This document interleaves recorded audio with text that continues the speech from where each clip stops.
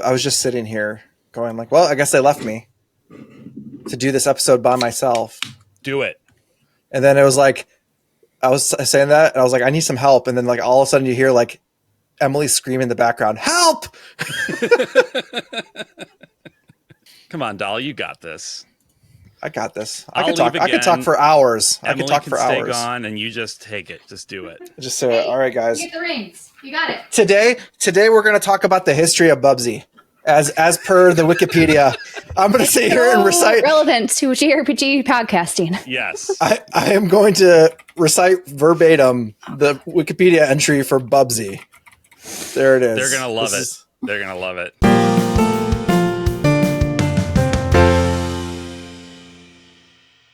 Welcome to the JRPG Pursuit, a podcast about all things JRPGs, from the games we play to the games we collect and everything in between that. I don't know what's in between there, but there are things, and we're going to talk about them. Okay, that's it. That's all I got. They're not mobile games. Yeah, my name is Abdallah. I'm Emily. I am Brandon. The mood is set. All right, good. I'm glad. I forgot for a second. Like, wait, me. Well, I kind of like threw in a bunch of stuff before I said my name. So like, I know. It's I on was me. like, oh. I did that. I threw it off. It's okay. Yeah. It's a but penny today, on the railroad track, you know, like it doesn't take much. It doesn't. And I'm good at that. Yeah. But today we're going to be talking about something that, I don't know, is kind of in the news a little bit.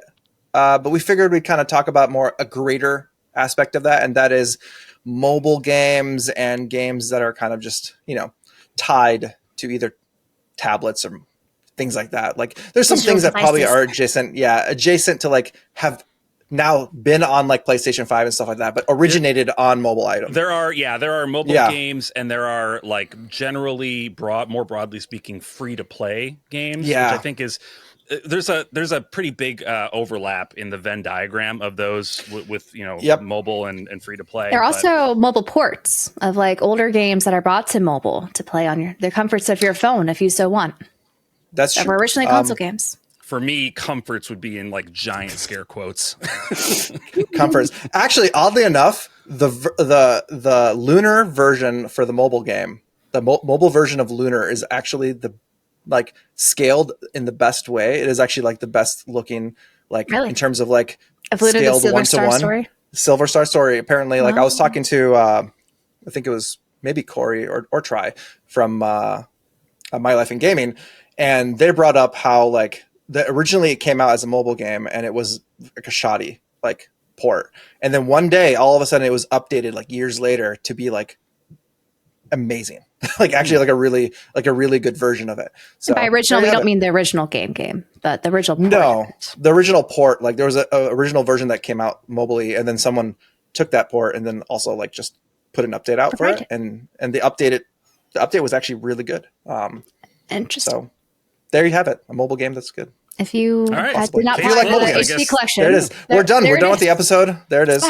Thanks for listening. Thanks for coming out. Enjoying. Check out Lunar on your iOS or Android device, I guess. Yeah. I See you guess. next time. Brought to you by Lunar. Yeah, we'll see you again. We'll see you guys next time. Bye. No, anyway. But for real, there's been, I think, too many games, especially in the JRPG space, that are only moving to mobile, and we're wondering why. Yeah, what triggered that is that the recent news of Dissidia, right? It's like the next Dissidia game that's going to be for Final Fantasy mobile only, and I think between that and like Suikoden game coming for mobile, being the new entry in that franchise, and a lot of like I think we even said like if you want more Suikoden games, maybe you should support this mobile game because maybe we'll see more on consoles. But honestly, I think that's still a big question mark. Yeah. I don't know how I feel about that. And then Fire Emblem 2, they had Fire Emblem Shadows that I don't think it's done so well if you compare them to Fire Emblem Heroes when it comes to revenue.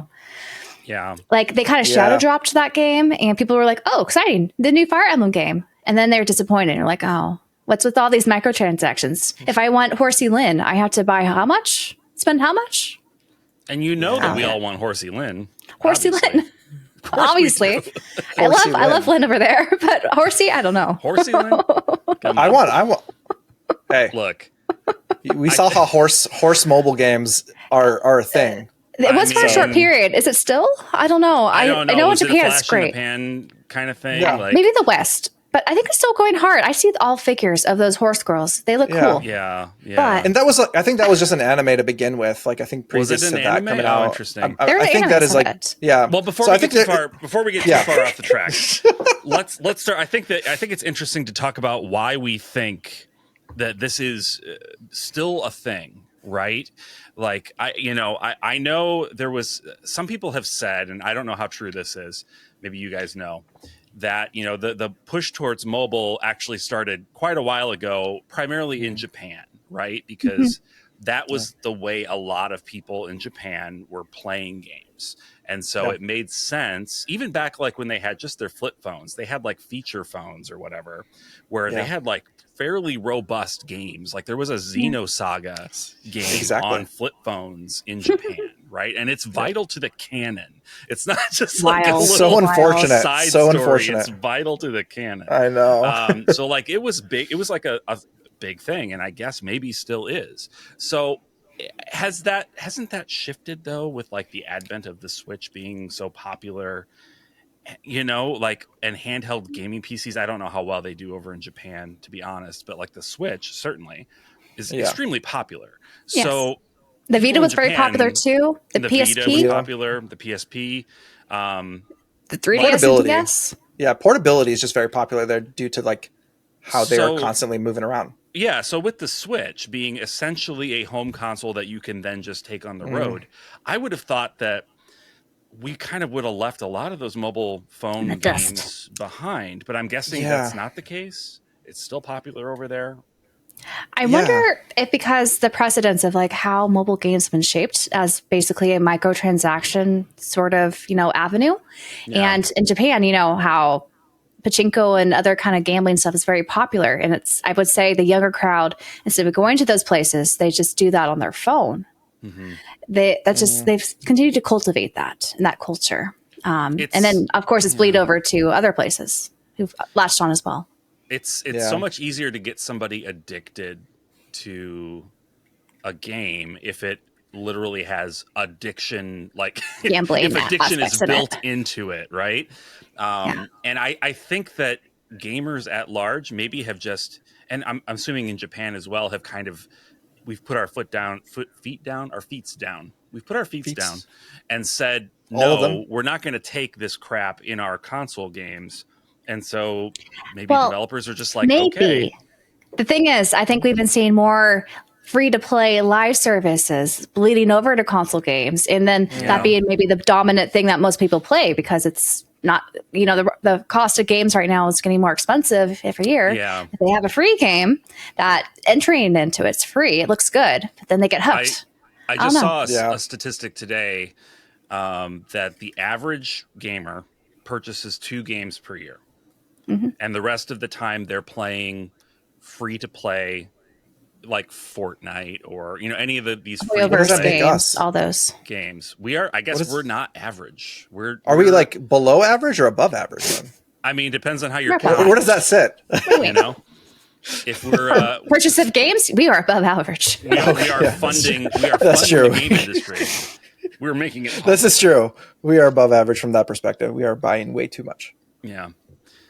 So the like mobile phone gaming, to be clear, I'll differentiate it by saying handheld gaming is like a handheld console. Mobile gaming is phone. Is that fair?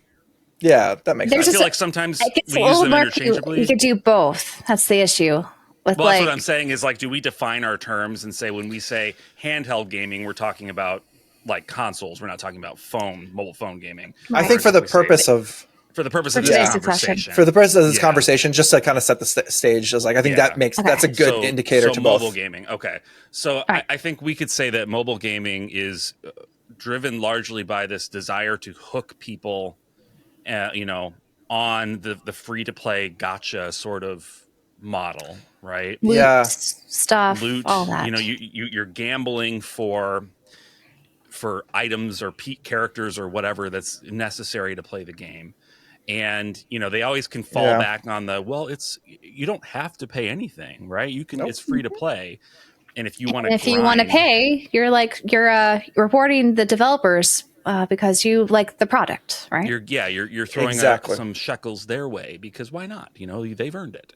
I think the problem, obviously, is that if you've seen the statistics of how much money these games make. They make so much money that you have to realize if you are say me, or I think probably all three of us to a certain extent, we don't really spend money on those kinds of games, even when we do play them. No. Yeah. If you're anything like us, then you have to imagine there are so many more people that are willing to put money down for, Hey, when they dropped those Kpop Demon Hunter skins on Fortnite, I saw so many people quickly dash over and buy those skins for, what was it, $36 for the whole entire... $36. All of them. I think it was something around there. I forget how much V-Bucks, how that all works on Fortnite. No. I have abstained because I don't like buying cosmetics, but they were cool. I'll admit. I'm kind of jealous of those people who did that. But then again, what's the next thing that they're going to have to rush and buy? And then they'd never use the cosmetics that they, were trendy before. It just becomes, I think, a vicious cycle, Yeah. Mm-hmm. And that's where, even for me, I don't really get into a lot of those kind of games in general, like the live servicey or the never-ending game type of situation. Yeah. That's just not my interest. Another thing is a lot of the gacha games have built-in difficulty where if you buy this character that looks really good, they're good for a time. But then you have to get the new character to enter, become even better than before. They always, there's what's it called? The climb. Or there's a term for this that I'm really bad at remembering what this is, but it is. I mean, in a way, it's kind of like planned obsolescence, right? Where it's it is. You're gonna get excited about this character, but after a while, they're just not going to be. They're weak. They're not part of the whatever. They get nerfed. Mm-hmm. They get definitely nerfed. Yeah, I feel I don't know. There's some Western developers that do make games like this. Was it Blizzard did the Diablo phone game, but you don't see as many in Western developers tackling this. Other microtransaction. They do other things, they'll do things looter shooters, things like that. Yeah. Those kind of Fortnite more skins. It's kind of that's not helping your abilities, right? It's just cosmetic. I think they get a lot of money just from cosmetics. Exactly. You don't see a lot of as many things let's say the Genshin Impact type games or all these other mobile games that are kind of spin-offs of series they had a Breath of Fire one, which was unfortunate. There's but a lot of Atelier and it was a numbered one too, which was even you look worse. At what's the Final Fantasy VII one? Ever Crisis. Ever Crisis. I never played any of these, but I'm sure they're popular for a reason, right? That's kind of the area of this topic that is of most greatest interest to me is yes. Why are developers even Square Enix and Capcom and Konami Intelligent Systems creating these mobile games based on these very popular among the audience, right? Yeah. Console properties, right? So you mentioned Breath of Fire, Dala. Breath of Fire 6, which I know nobody mentions Breath of Fire 6. It never comes up because it might as well not exist. Mm-hmm. But it was a mobile game. I didn't play it. I don't know anything about it. But as soon as I saw it was mobile, I was like, okay, not interested. Thanks, guys, for that. And then, you have Suikoden Starleap coming up imminently. I don't know what it's supposed to come out pretty soon, I think. I think so. Which is kind of it's being billed as a full new entry in the series that you don't have to pay. Of course, you don't have to do the gacha for the characters. It's just optional characters. You never have to. You never have to, of course. Yeah. And what there's the one that sparked this conversation, right, was Dissidia. Technically that's the latest one. Technically not a JRPG, but based on a series of JRPGs. Yeah. So, I don't know. I understand that they're following the money, man. They're following the money. I represent obviously the minority of gamers. But my question, I guess, is around why studios are doing this is like, are these properties, these JRPG properties, is there a big overlap in people that are really into these games and also really into mobile / gacha types of games? I wouldn't have thought so. That's why I find it so interesting that they're making so many of these. Because who among our tribe of, particular type of gamer is super into mobile games? Maybe I'm just out of touch. I don't know. Are you looking at the Western perspective, like Western fans, or both, in Japan? Honestly, both. Because in Japan, I think there's more of a overlap. Yeah. Even though they're used to like the single player games, but if they see their favorite characters, maybe they'll be, get in and then get hooked. Yeah. But I don't know. I feel like a lot of these games that are based off JRPGs, they don't last long. They get closed down very quickly. That's what I'm trying to figure out here. Look at the trails. I wonder what the numbers are. Like, what are the numbers to that? Like, how much does it cost to develop a mobile game like that compared to like, they don't last long, so they're not making tons of money for a period of time. They make maybe they make a lot of money for like a very short period of time, and then they fizzle out. They fizzle out. Like I think they're whales. So people who spend a lot of money. Yeah, you get the whales as one person and spend ridiculous amount of money. And exactly. I think a lot of the thought is those people help like basically make it so it's easier to have the free to players, have fun. Yeah, for sure. Yeah, exactly. Which makes me think that maybe we're just going to go back to the old like patron system of the arts, right? Where a developer will have a super rich nerd that is like, make this game for me and I will pay you and I will pay all your development costs, all your salaries, and this is my game, right? Like it's like the Renaissance era of a little bit. Well, you have these like prestigious lords that will commission these things. Except they all have neck beards and live in the basement. Like they're it's not as glamorous. Not as glamorous as. Well, I'm sure it wasn't as glamorous back then either, but no, there wasn't deodorant back then. Everybody stank. Everybody. Do you know what back then what the sign of beauty was? Tell me. They were very, very large people. Oh yeah, because usually that shows they're very healthy. Because you were able to afford. You're able to eat. To eat a lot. Yeah, and they didn't like to bathe either because it was just wasn't a thing. Bathing was not cool. Weird. No, in Europe at least. So anyway, I guess the past comes around full circle, and here we are, back where we started with mobile games. Harbinger of that. Yeah, the times. But it's like as a story fan, it's weird for me because I guess these games often do have stories. Some story, some are integral to the overall arching story. Like, what's that one Kingdom Hearts one? You have to play basically to understand Kingdom Hearts. Yeah, I hate there are, and that's like we were saying earlier, that's been a thing in Japan at least, and now here for since phones have had games. I don't know. It's difficult for me. Just there's a psychological element to mobile gaming that I have a hard time with, which is I don't want to use my phone for that. And I remember having this conversation around the time that the PlayStation Portal came out, and people were like, "You're an idiot for getting that. Why won't you just get stream it to your phone or whatever?" Yeah, get the Backbone. App. Get a Backbone controller, stream it to your phone, and I'm like, that idea of that makes me like internally rage. Like I hate that idea so much of playing a game on my phone. It makes me so mad, and I don't know why. Like it's just a weird psychological thing I have. But I'm like, no, that's not what this is for. Like I have so many things that play video games. I'm happy that this thing doesn't. I know there's a trend now, right? Of like a single device is meant for one function.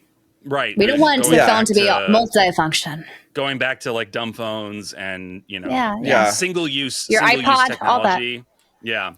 Yeah. Because like it's always for me, like for playing games on a phone, like the biggest thing for me is like also battery life. You need that phone to last most of the day. If I have to sit there and keep having to charge that phone because I played game for way too long, then it's just not going to work for me. And then also like my attention span when I'm looking at a phone, I can't, for some reason, like just the psychological aspect to that, like forces me to not focus. So like I can only do very like, if like the biggest thing I play on my phone is probably if I'm on a plane and I'm having like a little bit of time, I'll do solitaire because like that's something I just like don't even have to think about, and it's just like I will play solitaire on my phone. I will admit that. I've never done that before. And the New York Times crossword. I'll do the New York Times crossword and solitaire on my phone. There are very few things that I'll like actually sit down and like just do, and that is one of them. But like I can't sit there and play like an expansive game that is going to have to be like big old JRPG, multiple saves, big old JRPG. Exactly. Like it isn't comfortable. First off, I don't like playing on a screen, and then also like the backbone.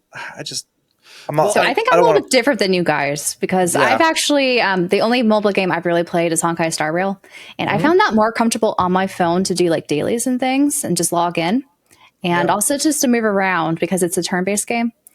Compared to, booting up the computer, logging in on my computer through the Hoyoverse, whatever thing, and then going.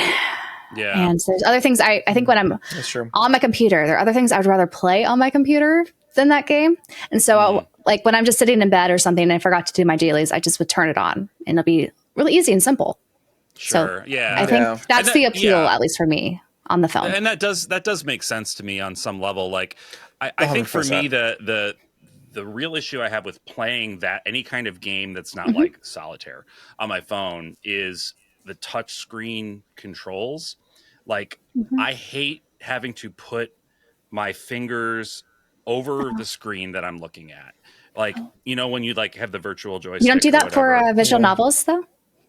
No. I always tap the screen to progress the text. So maybe that's why it was natural for me. Oh, no. I use like a lot of them have like you can use the like the left, like the down D-pad. I always tap the screen.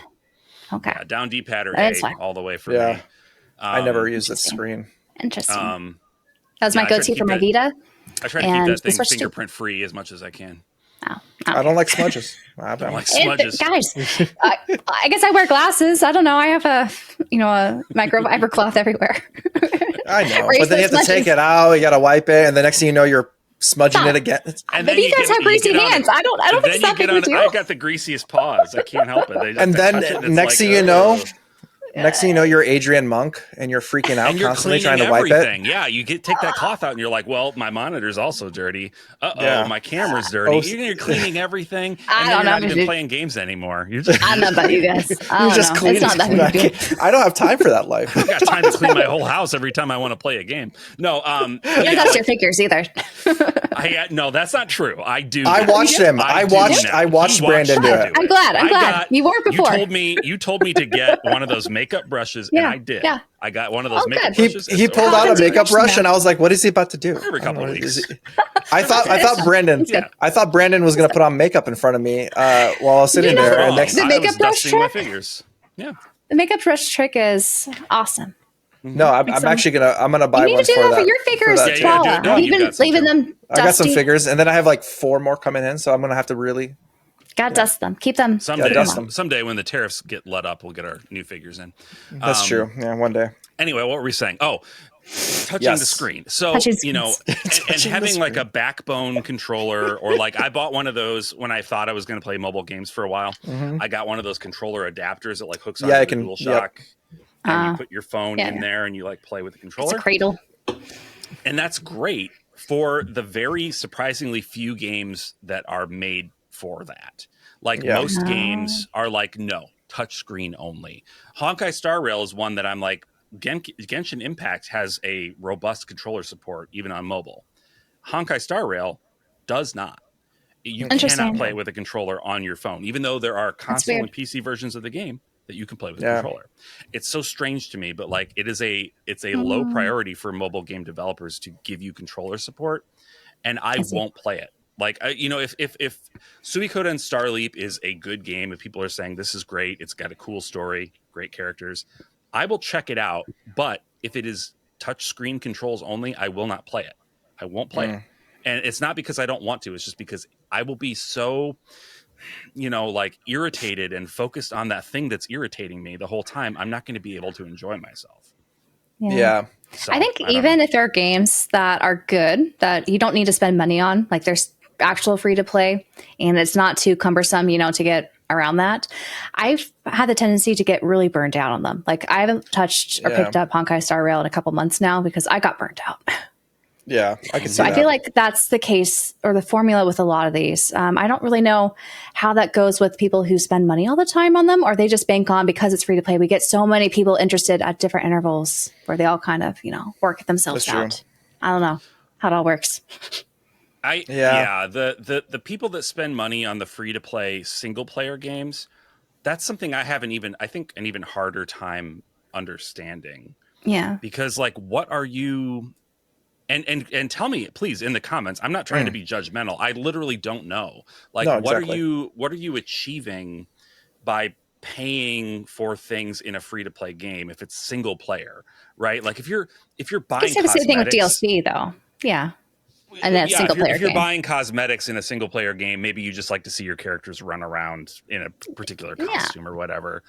Or you think a character's cool. I want to play with this character. Right. Yeah. I guess that's about it.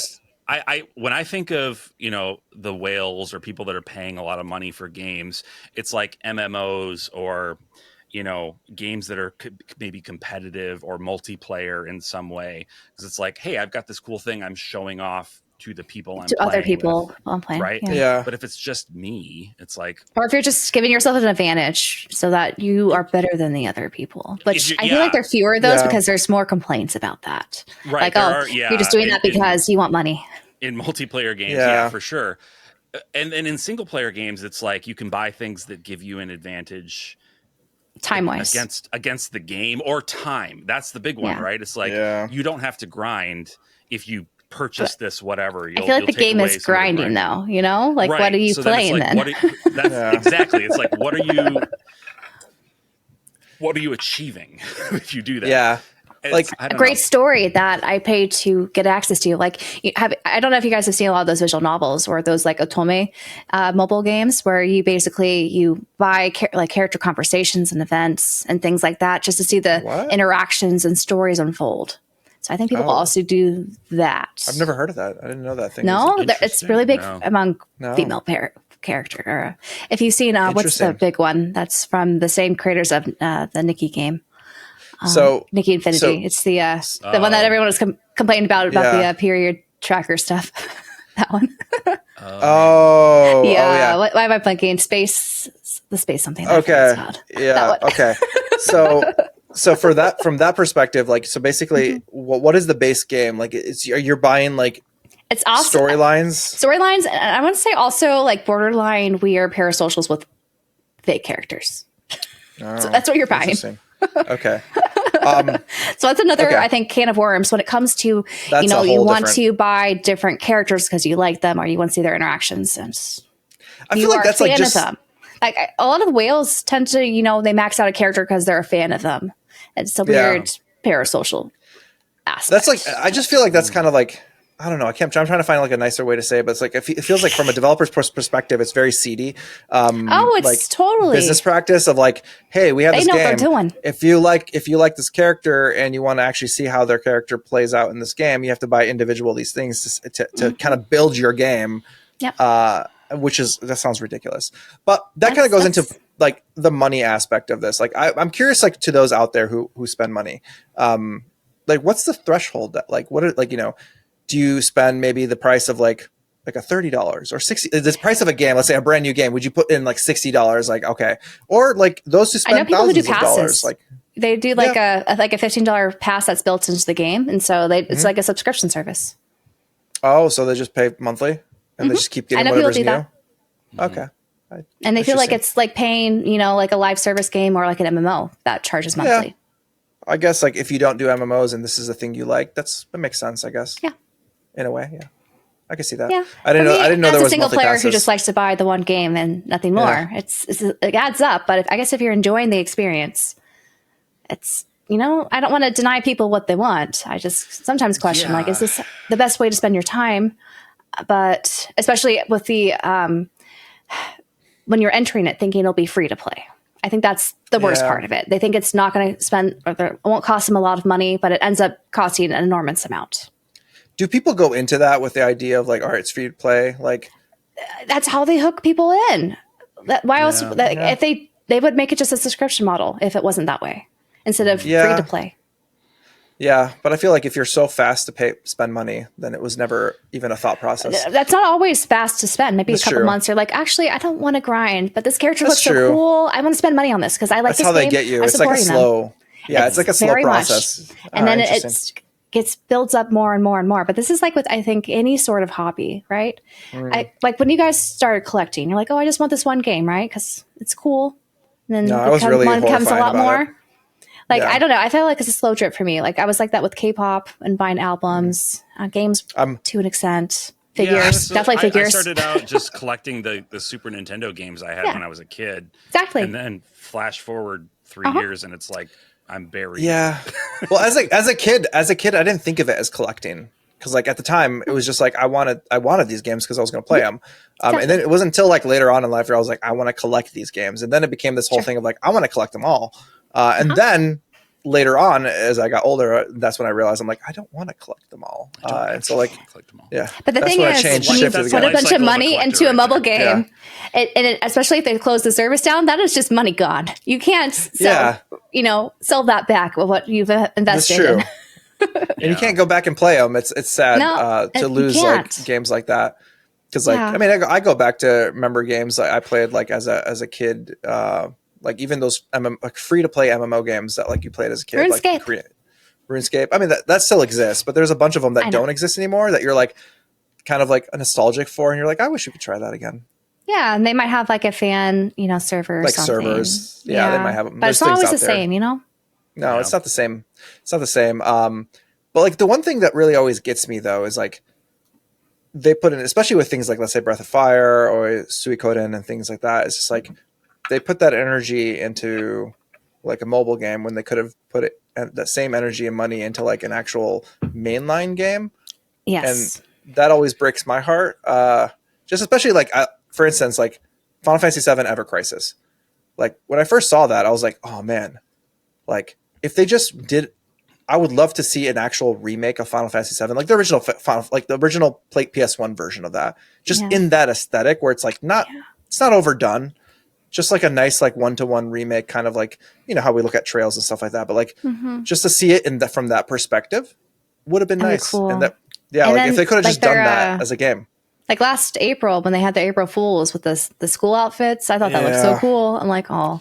It's a mobile I was game. devastated by Ever Crisis. Let me tell you this. And this was just a case of me not paying attention. I wasn't paying close enough attention to the announcements and what it was. But when they announced it, it was not clear to me from the beginning that it was a mobile free-to-play thing that was like episodic. It was the pitch to me read like, this is the story of Final Fantasy VII going all the way back pre-Crisis Core. Everything. And we're going to tell you everything. You're going to be able to play sequentially through the story of Final Fantasy VII, the universe, through Advent Children and beyond. Like, it was going to be the real deal. And I was like, oh, that's so cool to have this kind of running parallel to the remake trilogy. Exactly.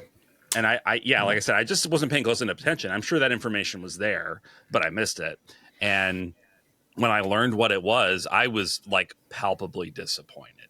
Like I was like, oh my God, this is nothing. This is nothing. This is nothing that I wasn't going to invest any time in. Like, it's so disappointing. You get the subject of like resources, developer resources going towards this. I mean, we're sad about it. I get from their perspective, it's like, well, this makes us a lot of money, so they're not sad about it. Exactly. Yeah. But I guess I don't know. Like I think Emily, maybe you were saying earlier, it's like how much are they making if these games shut down so fast, relatively quickly compared to especially if they try to make it games in the West. Like I feel like those servers get shut down first. That they try to translate to English. Did not get shut down over here. Yeah. Like within a year. It was not long. Year. Like what is and the US is is and the West in general, I don't want to just keep saying the US, like the West in general is a gigantic market compared to Japan. I know that they have a steady market there. Yeah. Per capita, they're great. Rate, right. But like there is a gigantic market over here that and this didn't really resonate with me until I went to the Nintendo Museum in Kyoto, and they had the global sales for each console. If you go around to the displays, they would have the sales for each one, and the US just dwarfs Japan. Like they would have the US listed separately. The sales of everything, every console, every game, just dwarfed Japan. It's like you have a lot more people. We have a lot more people, a lot more potential audience here. I'm not saying don't make games that apply more to Japanese audiences. For sure, do that, absolutely. Yeah. But like, there's this audience over here too, right? Like, you could be making so much more money if it's from the perspective of we want to make a lot of money, so we're going to make a mobile game. Try to cater it towards this audience then. I can see from the developer's standpoint too, is they pour a lot of resources to one final product. If it's a single player game, usually they might have DLC waves or something, but for the most part they spend years to make this perfect like single player game that maybe costs a lot of money and they're not really sure if it's going to do well. But for a mobile game, right, they could launch it and then do different waves and slowly build upon it. They don't have to have the finished product out right away. So I could see that is appealing. It's a lower upfront cost, I'm sure, to release a mobile game, and then they can test the waters with it, and then if it's doing well, keep it going. Like there's always these surveys. Like I know for Honkai Star Rail, I send them all the time. Like, do you like this? Did you like this? Do you like this character? Do you think they're cool? What? Give us some feedback here, and they can get that almost instantly if they like incentivize. Oh, we'll give you some free in-game cash or whatever. Which is cool for the people that are just like, I want to pick up this game because it has my favorite character and I want to grind them up to max level or whatever. But for someone like me that's like, I want you to artistically tell me a compelling story. It's like that gets completely left out of the equation. There are sometimes good stories in these mobile games, but you have to go through a lot to get to it. You have to go through it to get to them, and it's like I want to play Honkai Star Rail. The bit that I've played, like I played the whole first planet, the whole story arc there. I was like, this is cool. Okay. Like this is great. Like I think that this is a compelling setup for a story. I would love to see how this plays out.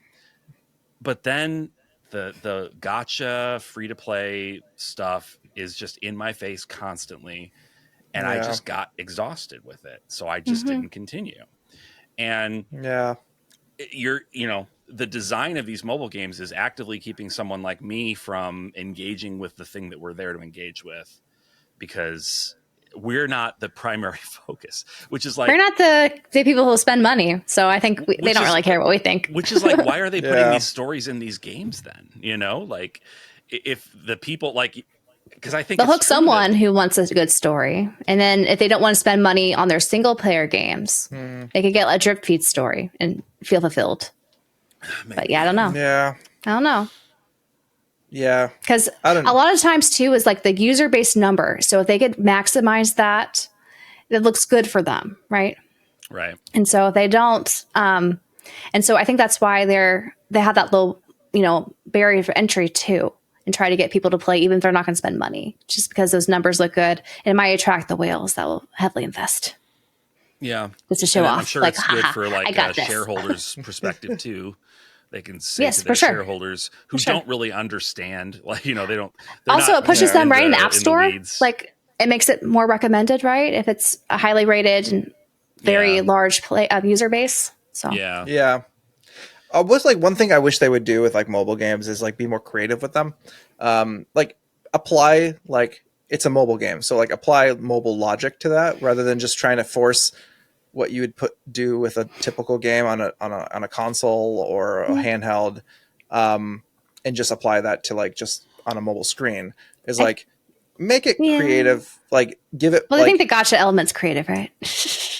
I don't know how creative that is. Gacha's been around for like ages. I know. I'm just saying that's how they differentiate it from. At one point it was creative, and then it was creative. I would say in Xenoblade Chronicles 2, where it wasn't a gacha mobile game, but they incorporated gacha stuff. We incorporated this just to annoy you all. I didn't mind it, it's my least. Infuriate you. It's my least favorite thing about Xenoblade 2. Like I got Cosmos super quick. I never got it. I got her late. But eventually I never got her, and then I got frustrated with the mechanics, so I stopped trying. I also got Telos, so I had Telos and Cosmos, so I was like, my goal is to go back to Xenoblade to I think do I'm still that missing one day. one blade. I need to go back, and I was waiting to see if there's if the Switch 2 version is eventually going to have an upgrade path, but I have not heard of one yet. That'll be the day I try. That'll be the day I try again. But until then, I don't just like gacha. Just does not. I don't like. I don't like. You don't have a thrill when you win. No, you don't get the winner's high. Is anyone really winning at that point? Because like you're in misery until then. That's like my logic. It's ups and downs, right? It's whatever emotional roller coaster you want to be on. Which is why trick the monkey brain. That's all you got to do. Which is why I just like don't like. I'm not a gambler. I don't like things like that. like none of that stuff appeals to me because I'm like the misery leading into that win outweighs. You just get fatigued. You're like, oh god, finally. I'll go and put if I go to a casino, which has happened a handful of times. I'll take $20 and I'll put it in a slot machine, and I'll do it all on one spin. And if I lose, okay, I'm done. I just got to the end. Oh. I get to the end point quicker because that's what's going to happen. But like, I just got there sooner, so it's like, all right, I'm out. I don't know. Okay, interesting. Interesting. That's all I'll say. Emily's statistical brain is like. Anyway, yeah. No, I mean, it's just it's gambling, right? Like, it's gambling. All your stakes are on this one spin, I guess. Right. And if I win, great. And if I'm glad you're not compelled to do more. That's all I'll say. Yeah. Then I'm like, I'm out. Cool. Yeah, I've seen it. I've seen it work for people. It's like if you win big, but if you lose, then it's like, okay, well, at least I got my time back. I'm done. Yeah, so that's true. In theory, if you did win, which you can do, I think that greed is where people their downfall. Then they would keep going. They'd be like, "Oh, I'm going to keep going." That's what they want you to do. And same with they want you to do that. You get. I have friends like that. Like, oh, I got to do it again. Mm-hmm. Oh yeah, I have friends like that with gambling in general. Like they'll just keep going. And for me, like if I win anything, even if it's like $10 or less, like $5, I'll be like, oh, okay, well, that's it. And here's the thing: if it was truly random, maybe you could like make an argument for like sticking with it. But it's not. Like slot machines and gacha, it's not truly random, right? Like there is a There are actually laws in gacha games where they have to show you the percentage of winning, and they have to abide by that. Right. Otherwise, they would get fined and it's kicked off. Like they can't do it. Right. So it's like every time I do a pull in a gacha game and I don't get something good, it's like they decided this, right? It's like they give you a low percentage. They only need to give me something good 5% of the time, and they're only going to give me something good 5% of the time. So that's not appealing to me. Well, I don't know. I think social media has also played into this. Like people who get amazing polls, like they get back to back like 5-star characters in Honkai Star Rail. Like if you do like a 10 poll and like 3 of them have like 5-star characters, you're like, oh, look what I just did. And, like it's people get thinking like, oh, that could be me. I should just try more. Yeah, that could be me. I could show up on social media that I got these 5-star characters like this. I can be that person. I can be that person. Look at me now. No, but yeah, like I don't know. Like the gacha stuff is fine. I'm happy for everybody who loves it. It's definitely not for me. Like I think people who they can't spend solo experiences often on games. This is an avenue, and if they're not pulled into the gacha elements, more power to them. I think it's that's great. True. And then they let the whales, finance their gaming. I think that's one way to do it. I mean, that's ideal right there. For a lot of people, like, we've talked about before, like our backlogs are so massive that putting in extra time into a game that never truly ends is or they end abruptly. Or they get pulled out. The rug gets or they just get exactly. So like for me, I'm like, yeah, okay, well, I need to play some other games on the old list. But has there been especially any, if there's no multiplayer experience, like you're not playing with friends, you're just trying to build up something to who knows what amount, you know? It's the same concept with like looter shooters or like those like, you know, like Concord, for instance, with Sony trying to make that. It's like they get so hyped on this whole idea of like, we can make tons of money if this just hits. And the probability, like we were talking about probability already, there's like the probability of any of these games actually hitting is... And dismantling Fortnite. Exactly. Yeah, it's pretty low. It's not just you have a good game. It's like you have a game that is good enough to make people abandon this game that they are committed to. Like they've already poured money into. They've put so much money and time even more than money. I would say it's like this is where they've spent hundreds of maybe thousands of hours, and all of their friends are here, and they've invested real money into their character, like whatever. You have to make a game that is not just good, but like so good that all of that stuff is irrelevant. Exactly. You're never going to do it. I'm sorry. Like it's not going to happen. Yeah. It's kind of like the developers are playing gacha with themselves as well with these games. And that's why like you see a lot of these games, you know, that get shut down within a year or a few months, depending on... I imagine they have some sort of margins. Like if we hit this amount of margins, we could continue on. Yeah, exactly. So they have a fail safe, maybe like we'll invest this much. If not, we'll ditch it and do the next thing. You know? Yeah. And I wonder, like, you know, because I feel like, you know, Square has done quite a few mobile games. They've they've had an Octopath Traveler one. There's been Dragon Quest ones, Final Fantasy, like all sorts of Final Fantasy ones. Kingdom Hearts. They did shut down that one before it launched. That Kingdom Hearts one that was supposed to have you know story that was integral into the whole lore, and a lot of fans were upset by that. Be like, are we going to be missing this lore? What happened here? How are we going to be communicated this lore? Exactly. They shut down that Final Fantasy VII Battle Royale game for Soldier. I played a little. I played that for like two minutes, and then I was like, I never played it. Yeah, because it was like peak Final Fantasy VII for me. I was like very hyped about all the lore and everything. I was like, okay, I gotta try it. No, wasn't gonna happen. Was never gonna happen for me. But they shut that down. I mean, you know, you cannot play that game anymore. So that's the other thing, right? Like, it's not lost just media, man. It's gone. It's just gone. So Suikoden Starleap one day is just gonna be gone. Yeah, it's inevitable. Play it. These servers will not last forever. Even like the big ones, like Hoyoverse stuff, they're going to be gone at some point. They're going to be gone. They're going to, someday. build a new game. You can only play it online. Still around. You can only play it online. So, like, I'm curious. We have the physicals for Honkai Star Rail, but they do not work offline. They do nothing. They do nothing. They're just for the shelf. They are just for I the wonder, shelf. like, have we found out how extensive the story is for Suikoden?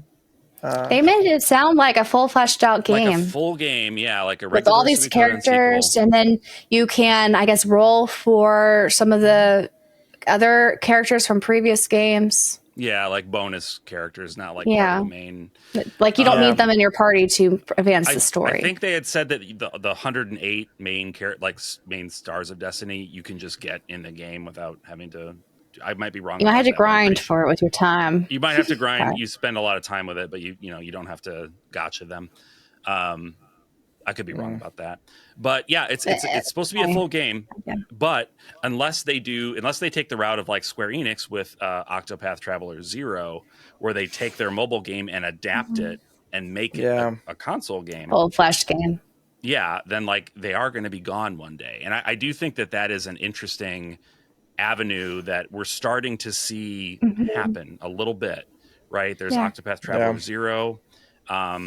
There was another. Well, I mean, there's Atelier Russleriana, which just came out, which is not the mobile game, but is like still in the world of that. The world of the characters. Yeah. The idea. Mm-hmm. Yeah, it's like adjacent to that. It's like Atelier. Because that mobile game's still running in Japan, right? In Japan, it's still technically running. Yeah. Well, that's like. Because like our biggest fear, I think like Brandon, you and I talked about it before, and that is like, you know, with Octopath Traveler 0, the story aspect to that, like, is it going to be its own story, or is it going to be kind of fanficky where it's like pulling in side stories, all these other characters that shouldn't be there? Like, why is Tressa there? Like that threw me off so bad. I'm like, she's like, exactly. Why would she be here? That doesn't make sense. And that's my biggest fear. Against the lore. Yeah. Yeah. It feels like a fan fiction type story. And I'm not the biggest fan of those. Me too. I understand they can be fun for a lot of people if you really like the characters and you get to see them and see their interactions with other characters. See their interactions with characters that they otherwise never would have been able to interact with. But like, that is fan fiction, right? Like, well, Wrestling On is just like that. We get to see all those main protagonists, which I thought was kind of cool. So I won't lie. Yeah, I mean, I'll admit I'm not as fond of that aspect of it, just because again, it's just like the fan. Like I don't care for that. It takes me out of the story of the game itself a little bit. Like it kind of makes it a little bit more. And it's fine. Like it's fine. It's fine. It's fine. I don't mind it, folks. Like it's. But it's not like an integrated world where they meet because of. The story itself, like you see in Trails, like you see Sky characters in Calvert, and they're there for a reason. And they're all grown up. That's interconnected worlds and things like that. Exactly. Like that's more integral to the actual like backbone of the story. Whereas like I feel like with a lot of these like mobile games that do kind of like almost like a fanfic of like all these characters show up in one place, it's almost like they've been kind of wished into the one area, and then they all have to deal with some kind of situation. Some kind of magic thing has pulled them all together. And like Persona did that, right? With Persona Q games on the 3DS. Yes, exactly. It's a well-known thing. It's definitely a style of game, and a lot of people do enjoy that, and I like that. I don't think it'll ever be my favorite type of story, but it's fine. It's fine. Even like with I think Persona 5, they have that Fandom X now, and they had all those spin-offs. And it gets a little fatiguing if they bringing those characters back. I think Final Fantasy VII is probably about the same too, right? Maybe overuse of this kind of stuff and trying to milk it. Because I love Final Fantasy VII so much. He does. Other people you don't play disagree. What's the mobile game called again? Ever Crisis. That one. You didn't play that one, so I don't know. No, but I even when like the remake. Are you a true fan if you don't play the mobile game? No. Brandon is a fake fan. Fake fan of Final Fantasy VII. Hear it. You hear it here. I'll take that. If that, I'll wear that badge of shame. It's fine. But no, I remember people being like, "Oh, I'm so tired of like the Final Fantasy VII story. Like, do a new thing." And I'm like, "No, man, keep doing it. I love it. I love it. I'll eat it in all the different ways. I'll eat it all up." But yeah, I guess that's kind of where I think it makes sense for us to think about the future is like, if these mobile games, if the new Dissidia is going to be a mobile game, if Starleap is a mobile game, like is the best way out of that situation for them to take what they've made in those mobile games, create a full console experience adaptation of that mobile game. I like that avenue, but I think we have to ask the players, do we actually want to, participate in those mobile games? Because is that going to spur them to make more mobile games, or are they going to go back to just making solo experiences for JRPG enthusiasts? That's why I have a hard time. That's a hard one. Because I do understand and respect the people that are saying like, hey, with Suikoden, for example, play Starleap when it comes out because it's going to show Konami that there's an audience for Suikoden. It's like, maybe, or is it going to show them that there's an audience for mobile games? And are they just going to make more mobile games? Because are they going to learn the wrong thing? They may learn the wrong lesson. That's what I worry about. They may learn the wrong lesson. Because if anything history has taught me is that they usually do. Yeah, I think Fire Emblem is learning this because they had Fire Emblem Shadows. I don't think it's being well supported, even though Heroes was a big hit for them. Heroes did really well, but Heroes I think there's a lot more hype for Fortune's Weave right now than Shadows. Yeah, but I tried Shadows for like a hot minute. Literally. Did you try to get Horsey Lynn? No, I did not try. I didn't make it that far enough. I played like the first what do you call test battle, or just like how they teach you the mechanics, and I was like, this is bad. I don't want to play this. I think I downloaded Heroes for a hot minute too, because I think you could get like Nintendo like platinum points or something to buy something. I wanted to, like some of the art covers or something you could download, and so they were. I was trying out the mobile game. I was like, this is not fun. How do people play this? I have to, at least with Heroes, it still kind of has that like Fire Emblem style. Traditional more. It's traditional. Sure. It's more traditional. So like if you want to play like a very small little mini, like I feel like it like got a quick Fire Emblem sesh. Yeah, they're almost like, tactical, like Final Fantasy Tactics, sort of, the scope of the battlefield. Yeah, they're very like, small little miniature little like, things that you can try out. Like I could see the because I played Heroes for a little bit when it first came out, and I did enjoy it. Like I had a lot of fun playing that game, and it was nice to kind of pick up here and there to kind of like play like a little like a map or something like that. So I can see that thing, but like this new Fire Emblem game is just like it's just the point. The battle system is not Fire Emblem. First off, second off, it's like. It's just not fun. Yeah, that's what I've heard. I don't know why. The other thing it's probably why they shadow dropped it. The other thing about the mobile Fire Emblem games is that I'm not worried about Nintendo abandoning their console for the mobile space. Like they are the only developer of games, of JRPGs, I should say, that has a console, right? That they are trying to drive people to. Like Sony doesn't make JRPGs. Microsoft, obviously, they invest in some, but they're not making JRPGs themselves. No. Konami, Capcom, Square Enix, they don't have consoles, right?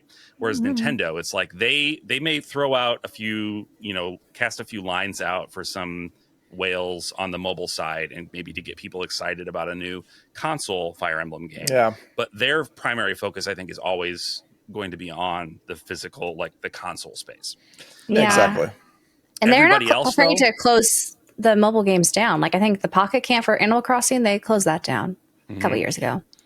Yep. Yeah, I mean, like any of them, they're all gonna be gone someday. Disappear. Because what was that one? What was that one game that was like a fantasy like? There was one Nintendo game that was like you turned into dragons. Dragons? Something. What was it called? I don't remember. Like I don't know. I don't think I want to bring up though. While you look that up. Is for the Trails Western release of that gacha game and how they used AI to translate into English. And it was very obvious because they got a lot of names wrong, a lot of the implications wrong. Like, I'm just wondering if we're going to see a lot more sloppy, Western releases of some of these Japanese gacha games or other country gacha games. Dragalia Lost. Dragalia. Oh, I remember that one. I don't know that hearing one. about it. I don't know anything about it, but I remember hearing about it. I mean, it was actually kind of interesting. Like, I mean, it was the concept was interesting. It just like, but that's also one of those games that like they removed it from the app stores and whatever like that. So like it's never gone seen now. Again. No, never seen again. To your question, Emily, about slop, like slop. I think it will be very telling to see which companies go that route. Yeah. It'll be very how much they're willing to invest.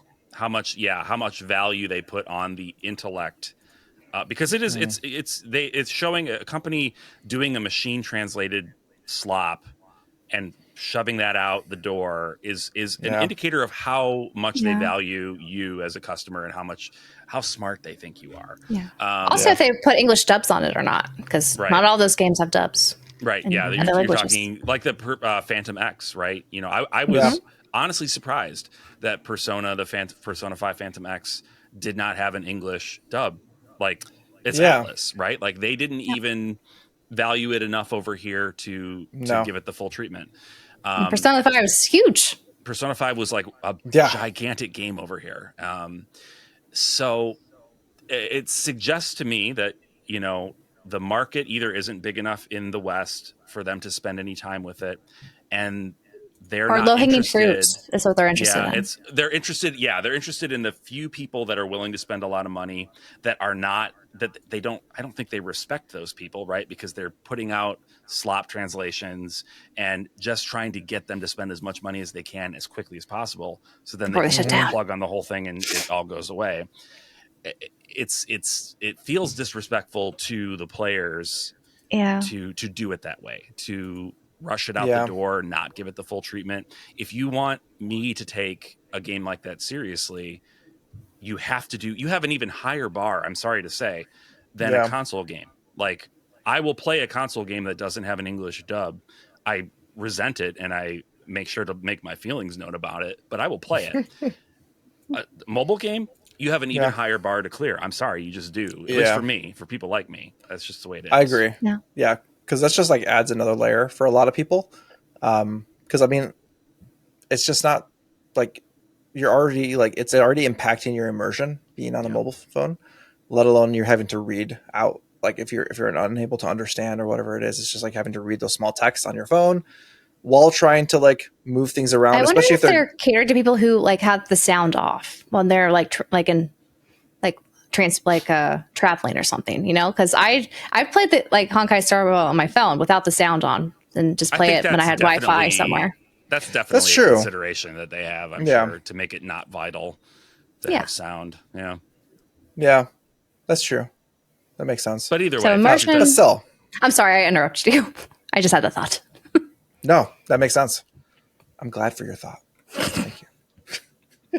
So yeah, it's not for me, really. I hope that developers, studios can use if there's anything good that can come out of mobile games, mobile JRPGs, is that they can kind of test the waters for there's a potential game. Audience. Find out what works, and then release an adaptation of that mobile game as a full console game, a la Octopath Traveler 0. I think that's a good use for mobile games. Get some live real-time feedback, get a little bit of money in the process, lay the groundwork for a game. Cater to those fans who are interested in that. Yeah, and then mobile fans still get new games, but people like us that maybe are not as big on the mobile side will still get to enjoy, the stories, at least the characters and stories and gameplay from those games without the mobile aspects getting in the way. Mm-hmm. No, exactly. And then we can all live together in harmony, hold hands and sing Kumbaya. Kumbaya. There you go. But I think that was a good discussion. Nice discussion, rant, whatever you want to call that. Yeah, it was maybe I hope you guys enjoyed our ranty. It was a little ranty. In the beginning, at least. But I think we got somewhere thoughtful. We towards did. The end. We did eventually make our way to. Let us know in the comments what you guys thought about that. Anything we missed? Did we miss anything?